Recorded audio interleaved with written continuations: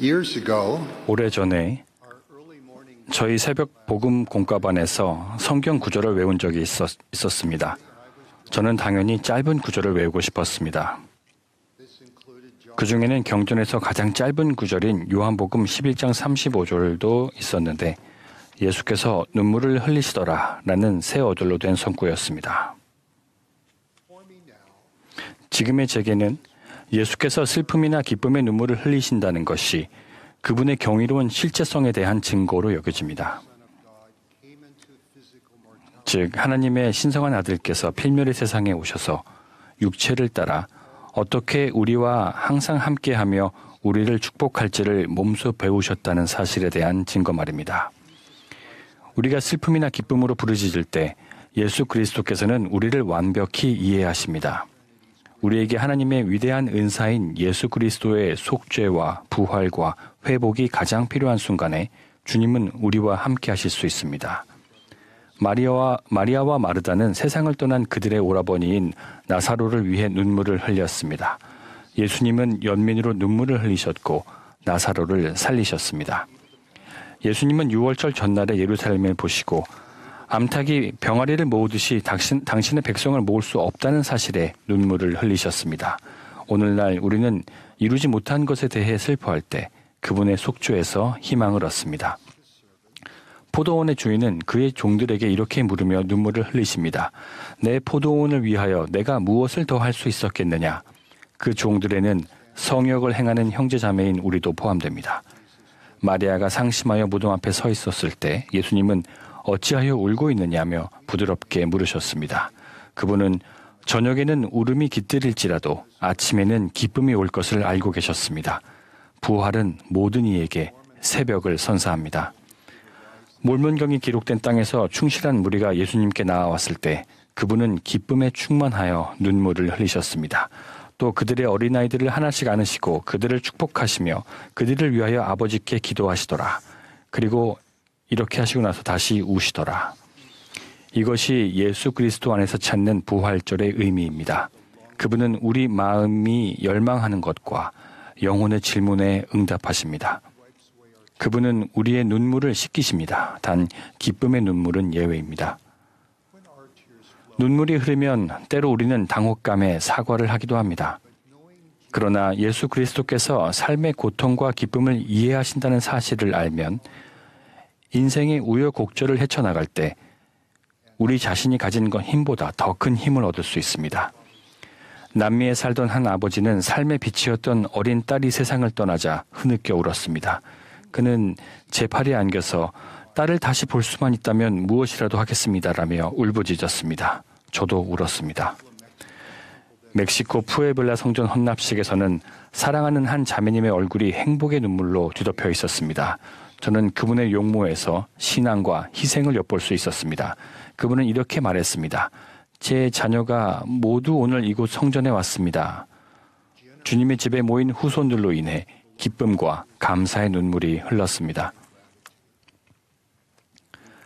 한편에서는 끔찍한 내전 중에 가족들과 이웃들이 서로에게 차마 입에 담을 수 없는 짓을 저질렀습니다. 그러나 쓰라린 눈물도 점차 희망으로 바뀌고 있습니다. 작은 마을에 사는 한 여성은 떨리는 목소리로 이렇게 말합니다.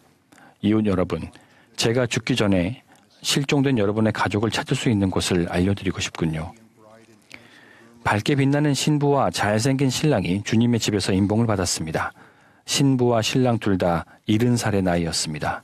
아름다운 신부는 이날을 합당하게 기다려왔습니다. 신부는 수줍게 웨딩드레스를 이리저리 움직였고 우리는 기쁨의 눈물을 흘렸습니다. 하나님의 약속이 성취되었고 그분의 성약이 축복을 가져왔습니다. 보이드 K 패커 회장님은 젊은 시절에 남편을 여인 한 자매님에게 가정복음 교육을 하던 중 가슴 저미는 교훈을 배웠습니다. 그 자매님은 남편과 언쟁을 벌인 후 남편의 등 뒤에 대고 마지막으로 상처를 주는 말을 뱉었습니다. 그런데 바로 그날 갑작스러운 사고로 그분의 남편이 죽고 말았습니다. 그 자매님은 흐느끼며 이렇게 말했습니다. 제가 남편에게 마지막으로 한 말이 심한 악담이었다는 자책 때문에 저는 50년 동안 지옥에서 살았습니다. 예수 그리스도 안에서 찾는 부활절은 우리가 휘장 양편의 관계를 치유하고 화해하며 바로잡을 수 있게 해줍니다. 예수님은 슬픔을 치유하실 수 있으며 용서를 가능하게 하실 수 있습니다. 그분은 우리가 뱉은 말이나 과거의 행동 또는 타인이 우리에게 한 언행으로 빚어진 결박에서 우리와 그들을 자유롭게 하실 수 있습니다. 예수 그리스도 안에서 찾는 부활절을 통해 우리는 하나님께서 우리를 인정하신다는 것을 느끼게 됩니다. 세상은 우리가 너무 크다고, 너무 작다고, 너무 뚱뚱하다고, 너무 말랐다고 말하며 충분히 똑똑하지도 예쁘지도 영적이지도 않다고 말합니다. 예수 그리스도 안에서 영적으로 변화할 때 우리는 병적인 완벽주의에서 벗어날 수 있습니다. 우리는 부활절에 대한 기쁨으로 다음과 같이 노래합니다. 죽음 정복하셨네. 주님 이기셨으니 인간 승리 얻었네. 그리스도의 부활은 우리를 죽음으로부터 자유롭게 할 뿐만 아니라 세월에서 비롯되는 연약함과 육체의 불완전함으로부터도 자유롭게 합니다. 예수 그리스도의 속죄는 또한 우리를 영적으로 회복시킵니다. 우리가 죄에서 또 하나님과 분리된 상태에서 벗어날 수 있도록 그분은 눈물을 흘리듯 모든 구멍에서 피를 쏟으셨습니다. 그분은 우리를 온전하고 거룩하게 하셔서 우리가 서로와 그리고 하나님과 다시 화합하게 해주십니다. 예수 그리스도께서는 이전의 모습뿐만 아니라 앞으로의 잠재력까지 모든 선한 일들을 풍성하게 회복시켜 주십니다. 예수님의 생애와 빛은 하나님께서 당신의 모든 자녀를 사랑하신다는 사실을 증명합니다.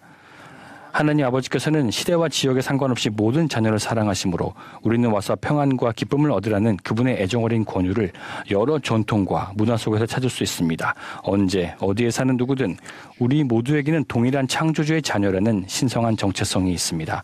이와 비슷한 맥락에서 이슬람교도, 유대교도, 그리스도교도들은 모두 아브라함을 조상으로 하는 동일한 종교적 유산을 갖고 있으며 고대 애굽에서 일어난 사건을 통해 맺어진 성약 관계를 공유합니다. 조상 아브라함은 애굽으로 가서 축복을 받았습니다. 애굽의 노예로 팔려간 요셉은 바로의 꿈이 7년간의 풍년 이후에 올 7년간의 흉년을 의미한다는 것을 알게 되었습니다.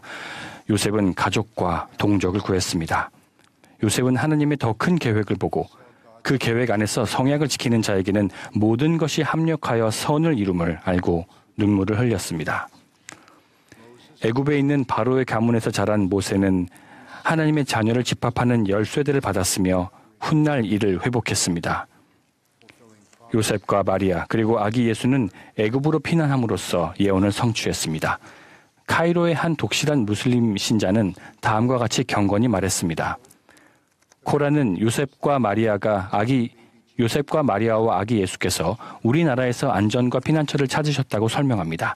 어린아이였던 예수님은 우리나라에서 우리 음식을 드시고 첫 걸음마를 떼시고 처음으로 말을 하셨습니다. 우리나라 사람들은 그분과 그분의 가족에게 열매를 드리기 위해 나무들도 몸을 낮추었다고 믿습니다. 그분께서 우리나라에 계셨던 것이 우리나라 사람과 우리 땅의 축복이 되었습니다. 필멸 상태에서의 도덕적 선택 의지를 토대로 세워진 하나님의 계획 덕분에 우리는 스스로의 경험을 통해 배울 수 있습니다. 때로는 우리가 직접 선택하지 않은 어떤 일에서 인생의 가장 위대한 교훈을 얻는 경우도 있습니다. 사랑으로 예수님은 만물 아래로 내려오셨다가 만물 위로 올라가셨습니다. 그분은 우리가 창의성을 발휘하고 기쁨을 찾아낼 때 기뻐하시며 대가를 바라지 않는 친절이나 회개와 용서에 이르는 신앙으로 우리의 신성한 능력을 보일 때 기뻐하십니다. 그리고 하늘들이 울고 하늘에 하나님께서 우시는 것처럼 예수께서는 우리 인간이 때로는 자신들이 내린 선택의 결과로 인해 어마어마한 고통과 잔인함과 불공정함을 겪을 때 슬픔의 눈물을 흘리십니다. 매년 봄 부활절 절기에 기념하는 영적 사건들이 연속적으로 이어지고 한 시점으로 집중되는 것을 보면서 이것이 예수 그리스도를 통한 속죄와 부활과 회복의 신성한 패턴의 일부라는 확신이 듭니다. 이 성스럽고 상징적인 집중은 우발적이거나 우연적인 일이 아닙니다. 종려주일, 성주간, 부활절은 그리스도의 속죄와 부활을 기념합니다. 오늘처럼 우리는 매년 4월 6일에 예수 그리스도 후기성도 교회가 설립되고 조직된 것을 기념합니다. 이 회복을 기념하기 위해 우리는 매년 4월 첫 번째 일요일에 모여서 연차 대회를 하고 있습니다.